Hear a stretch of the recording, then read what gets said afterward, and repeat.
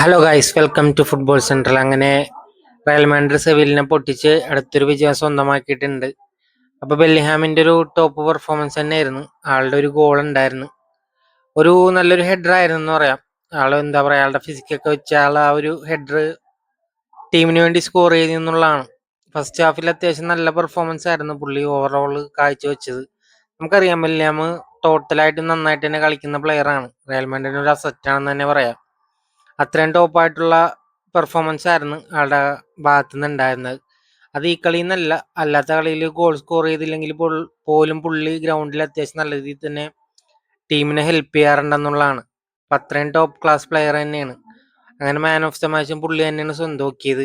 ഇപ്പൊ back to back ആളെന്താ പറയാ, ഒരു വണ്ടർഫുൾ പെർഫോമൻസ് തന്നെ പുറത്തോട്ട് വെച്ചുകൊണ്ടിരിക്കുന്നുണ്ട്. കുറെ കളിയൊക്കെ ആള് നല്ല രീതിയിൽ തന്നെ കളിക്കുന്നുണ്ട്. അത് ഹേറ്റേഴ്സ് പലരും കാണുന്നില്ല എന്നുള്ളൂ. പിന്നെ റോഡ്രിഗോ എന്താ പറയാ, മറ്റൊരു ആൾക്കൊരു ചാൻസ് കിട്ടി, അത് ആൾ അതിൽ പിടിച്ച് കയറി എന്ന് വേണം പറയാൻ. ആൾക്ക് കിട്ടിയ അവസരം ആൾ നന്നായിട്ട് തന്നെ മുതലെടുക്കുന്നുണ്ടെന്ന് വേണം പറയാം. ഇന്നലെയും ആളുടെ ഭാഗത്തു നിന്ന് ഒരു അസിസ്റ്റ് ഉണ്ടായിരുന്നു. So top back to back ടോപ്പായിട്ട് തന്നെ പെർഫോമൻസ് നടത്തുന്നുണ്ട്. പിന്നെന്താ പറയാ, ഫൈനലി ദ കെയ്ലിൻ എംബാപ്പെ എന്ന് പറയാം. ആള് റൊണാൾഡോന്റെ റെക്കോർഡിനൊപ്പം എത്തി എന്ന് വേണമെങ്കിൽ പറയാം. ആളൊരു ഗോൾ സ്കോറിംഗ് മെഷീൻ തന്നെയാണ്. ഇപ്പൊ നിലവിൽ റയൽ മാഡ്രിഡിന്റെ ഒരു ബെസ്റ്റ് പ്ലെയർ എന്ന് വേണമെങ്കിൽ വിളിക്കാൻ പറ്റും നമുക്ക്. റൊണാൾഡോന്റെ റെക്കോർഡിനൊപ്പം എത്തിയിട്ടുണ്ട് ആളുടെ ആ ഒരു 59 ഗോൾ എന്നുള്ള ആ ഒരു റെക്കോർഡിനൊപ്പം ആള് ടാലി ആയിട്ടുണ്ട്. നമുക്കറിയാം ആളുടെ ഐഡിയയിൽ തന്നെയാണ് റൊണാൾഡോ. സോ മറ്റൊരു എടുത്തു പറയേണ്ട പെർഫോമൻസ് ആയിരുന്നു ഡീൻ ഹ്യൂജൻസിന്റെ. ആള് നമുക്കറിയാം റെഡ് കാർഡൊക്കെ കിട്ടി പോയി കഴിഞ്ഞ് വന്നതിന് ശേഷം ഒരു ടോപ്പായിട്ടുള്ള പെർഫോമൻസ് തന്നെയായിരുന്നു പുള്ളിയുടെ ഭാഗത്തു നിന്ന് ഉണ്ടായത്. ഒരു മാസ്റ്റർ ക്ലാസ് തന്നെയാണെന്ന് പറയാം. പിന്നെ കോട്ടുവ എല്ലാ കളിയിലെയും പോലെ ഇതിലും ആളുടെ ഗംഭീര സേവുകൾ ഉണ്ടായിരുന്നു, അല്ലെങ്കിൽ ഒരു പക്ഷേ റയൽ മാഡ്രിഡ് തോറ്റുപോയാനെ എന്നുള്ളതാണ്. സോ അത്രയും ടോപ്പായിട്ടുള്ള പെർഫോമൻസ് കാഴ്ചവെച്ചിട്ടുണ്ട്. ചില ടീം നമുക്കറിയാം സെവില്ലാനായിട്ട് തോറ്റതാണ്, എന്നിട്ട് അവർ പറയുന്നുണ്ട് ഇപ്പോഴും സെവില്ലായിട്ടല്ലേ ജയിച്ചതെന്ന്. സോ അവർ തോറ്റൊരു ടീം കൂടിയാണെന്ന് നമുക്ക് എല്ലാവർക്കും അറിയാം. സോ ഇത് റിയൽ മാഡ്രിഡ് ആണ്.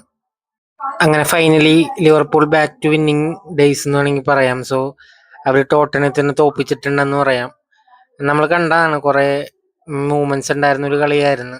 എക്കിട്ടിക്കയുടെ ഒരു ഗോൾ ഉണ്ടായിരുന്നു. ആളെ ഇപ്പോ നിലവിൽ ടോപ്പ് ഒരു പ്ലെയർ തന്നെയാണ് അവരുടെ. നിലവിലെ എല്ലാ കളിയിലും പെർഫോമൻസ് നടത്തുന്ന ഒരു one of the best player എന്ന് വേണമെങ്കിൽ പറയാം. ലിവർപൂളിന്റെ നിലവിൽ ആളുണ്ടെങ്കിൽ ആൾ എന്തായാലും ഗോൾ അടിക്കും എന്നുള്ള കാര്യത്തിൽ നമുക്ക് ഉറപ്പാണ്. നന്നായിട്ട് ഡ്രോപ്പ് ചെയ്ത് വന്ന് ടീമിനെ നന്നായിട്ട് സപ്പോർട്ട് ചെയ്യും. നമ്മൾ പണ്ടത്തെ ഫിർമിനോനൊക്കെ കണ്ട പോലത്തെ ഒരു കളിയാണ് ആളുടെ. ഫിർമിനേക്കാളും കുറച്ചും കൂടി ടോപ്പാണെന്ന് വേണമെങ്കിൽ പറയാം. ഞങ്ങൾ റീസെന്റ് ആയിട്ടുള്ള എല്ലാ കളിയിലും ഗോളുകൾ അടിച്ചിട്ടുണ്ട്. 5 ഗോള് 3 കളിയിൽ നിന്ന് അടിച്ചിട്ടുണ്ട്. സോ ടോപ്പ് പ്ലെയർ ആണ് ആള്.